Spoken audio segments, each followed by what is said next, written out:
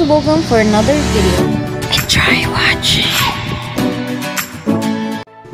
Hello guys, welcome for today's video guys. So kakalabas ko lang galing sa work, tambay muna dito sa fountain. Ngayon didiretso tayo sa New Pasig River Esplanade.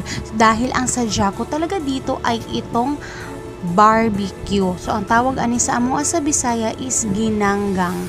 So inihaw na saging guys na may asukal at margarine. So yan, nung nakaraan ko pa talaga siya kine-crave, tapos lagi siyang wala.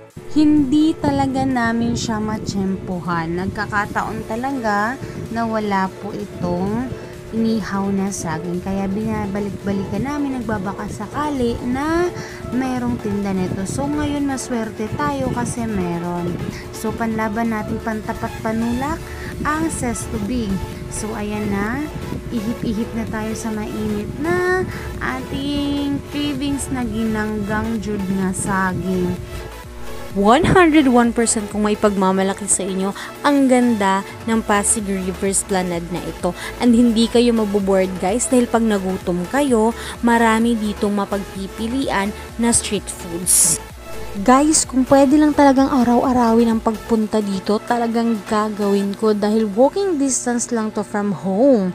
Kaya naman napakaswerte ko na kung anytime gusto kong pumunta dito, ilang lakad lang at nandito na agad tayo. So ito po yung area kung saan pwede kayong mamili ng pagkain gusto ninyo.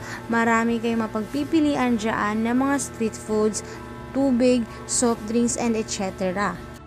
A friendly reminder, itapon po natin ang ating mga basura sa tamang basurahan.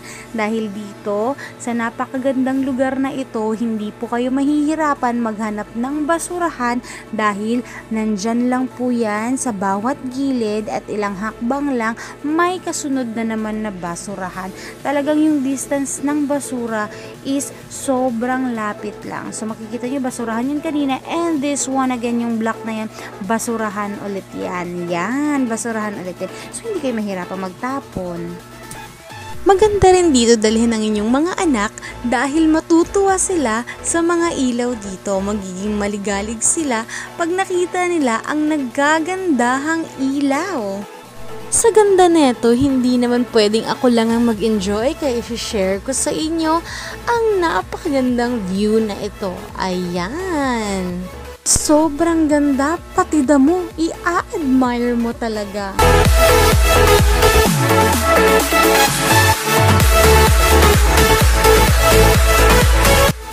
At ito na nga ang isa sa mga pinakapinunta ko dito, ang matry ang Instagrammable beauty ng lugar na ito. Maglalaro tayo ng ganda-gandahan effect kineme for today's video.